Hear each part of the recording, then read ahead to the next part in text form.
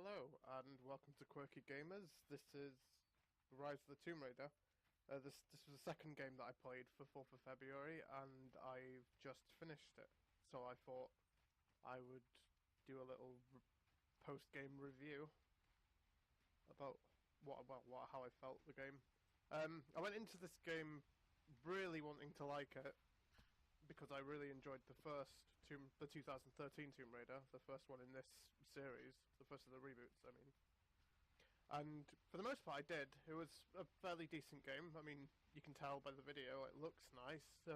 Voice acting's great. The graphics are really good, even on the model. The characters especially, their facial expressions are really good. It's probably one of the best games I've seen in that respect for a long time. It didn't come across as creepy like it did in LA Noire and other games like that. So that was nice. Gameplay-wise, it's more of the same. If you enjoyed the previous Tomb Raider game, you will probably enjoy this one, but it doesn't do anything groundbreaking. It's very much the similar. Well, it plays as if you were playing the first game. So, if you enjoyed it, then you probably enjoy this one too, and that might be enough for some people. Other people might be wanting something new. This game doesn't really venture too far from what they did in the first game, but I didn't feel that the gameplay felt stale in any way, so that's fine as far as I'm concerned. The story was mediocre. I mean, it was fine for what it was, but it was a standard hunt for the MacGuffin crystal sort of storyline with big bads trying to also get the MacGuffin crystal, and you trying to get it before they do. And I don't know, it was fairly ordinary storyline. There was a bit of supernatural stuff like there often is in the Tomb Raider games, but nothing too special.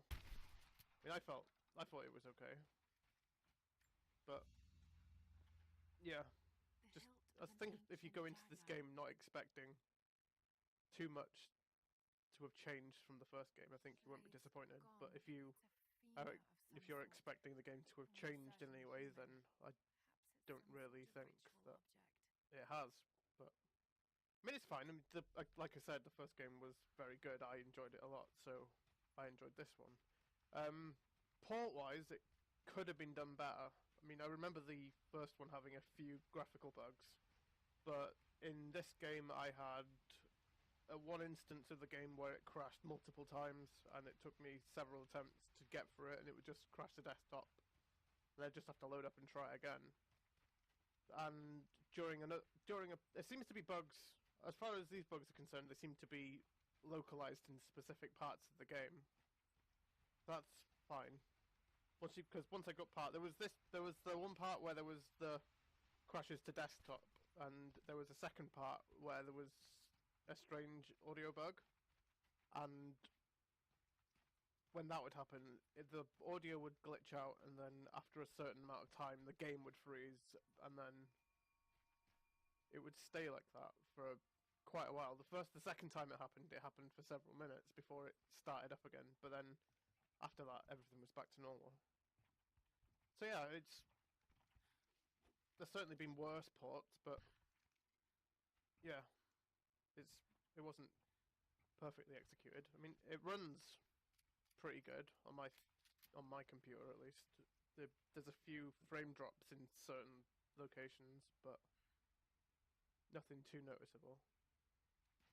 If I had the graphics settings lower, maybe it would be a stable 60, but yeah, I didn't mess around with the graphics all that much. I just left them on the preset ones, which is high, I think, for my computer, and just left it there.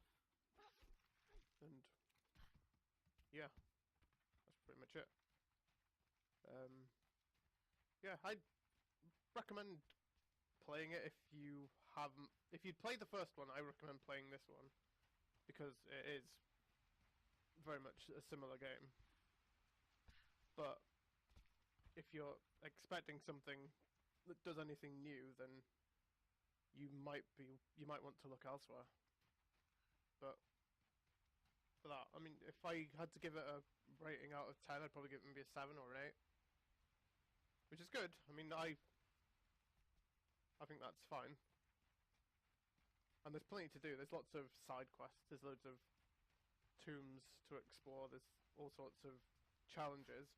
Another thing that they added that wasn't in the first one, which is kind of interesting, is a score attack mode for some of the chapters, and you can get special multipliers in the cards in this. You buy booster packs with credits that you earn whilst playing the game, and in those booster packs you have the random cards, and they do things to the game, and depending on what the card effect does, if it's beneficial to you, it will lower your score in a chapter, and if it's detrimental to you, then it will increase your score.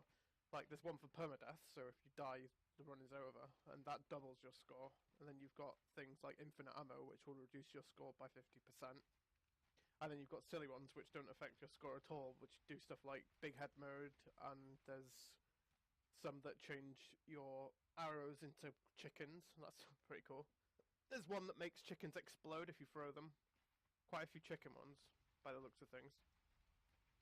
And yeah, I've not really tried that because I was trying to get, because of the 4th of February thing, I was trying to get through the game at a pretty brisk pace.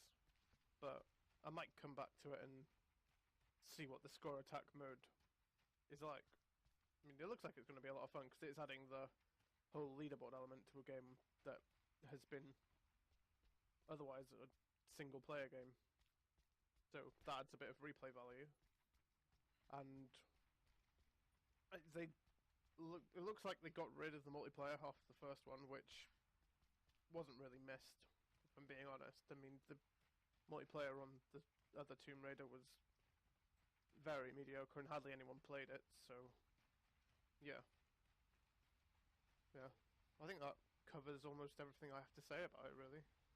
I'm looking forward to carrying on with 4th of February. I think my next game's going to be Wolfenstein: The New Order. So look out for that, and I'll see you in the next video. Thank you for watching.